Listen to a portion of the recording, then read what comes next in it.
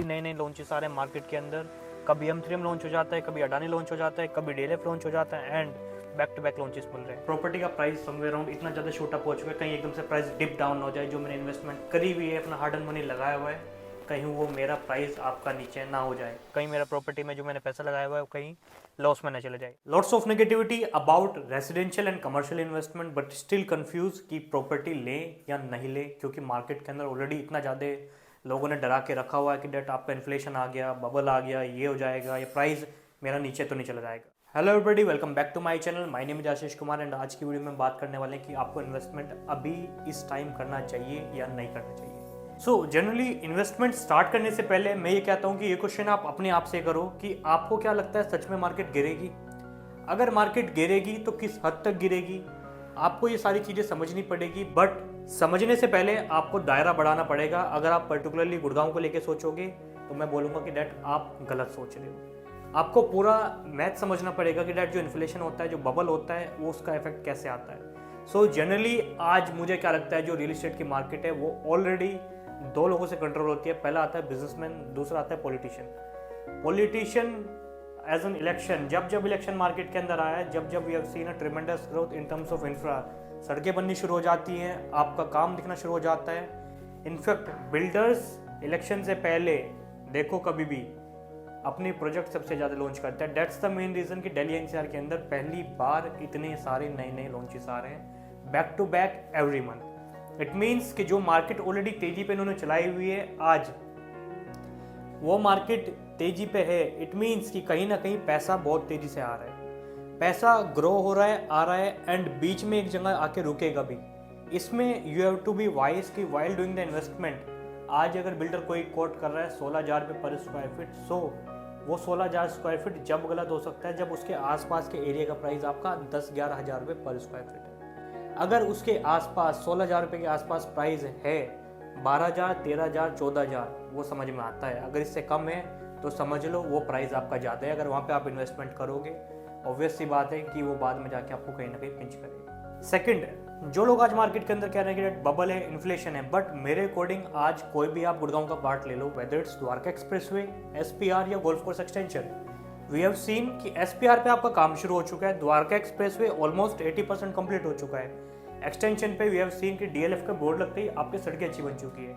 इससे सीधा सीधा क्या पता लगता है कि डैट जहाँ जहाँ आपका इंफ्रा धीरे धीरे सही होने लग जाता है, वहीं पे ही प्रॉपर्टी का प्राइस तो ऑटोमोट पे बढ़ना ही है। It's just that you have to take an entry at a right price.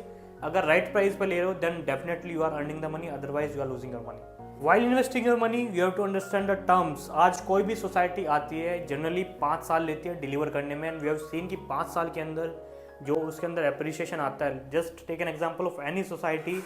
आज कोई पर्टिकुलर सोसाइटी अगर 1 करोड़ पे लॉन्च होती है, by the time society get position उसका प्राइस ऑलरेडी पहुंच जाता है 1 करोड़ 55 लाख 60 लाख के आसपास।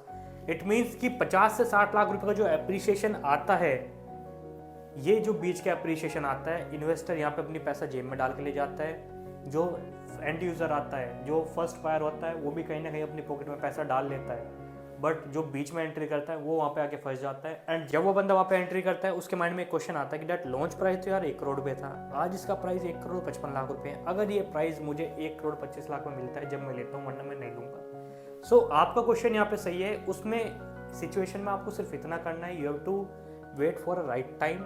आपको एक ऐसे बंदे के साथ कनेक्ट होना है जो आपको बिल्डर की इनसाइट दे सके। कई बार क्या होता है, मार्केट के अंदर कुछ कैंसिलेशन यूनिट आती है which you can get at a very right price.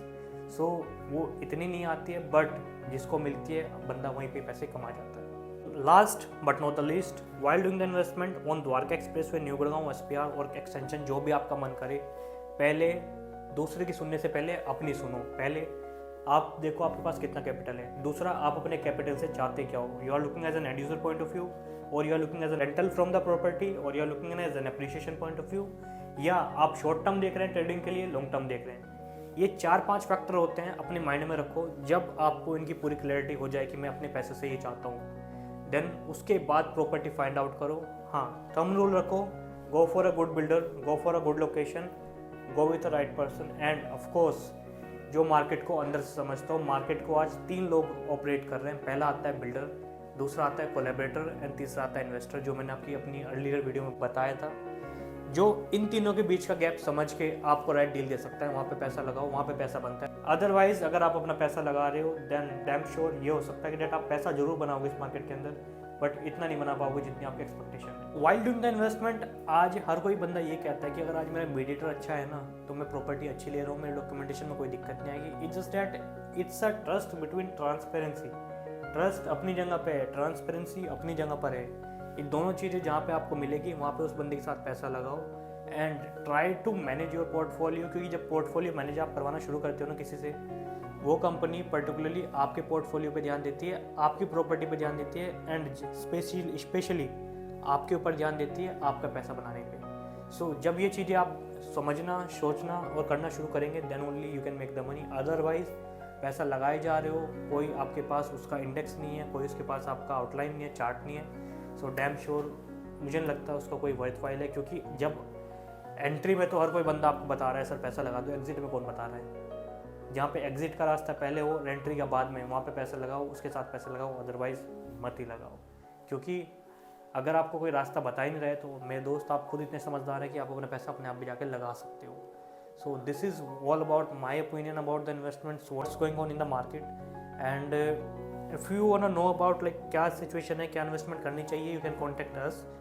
Thank you very much for viewing my video. Please do like and subscribe my channel if you like my video. Bye bye.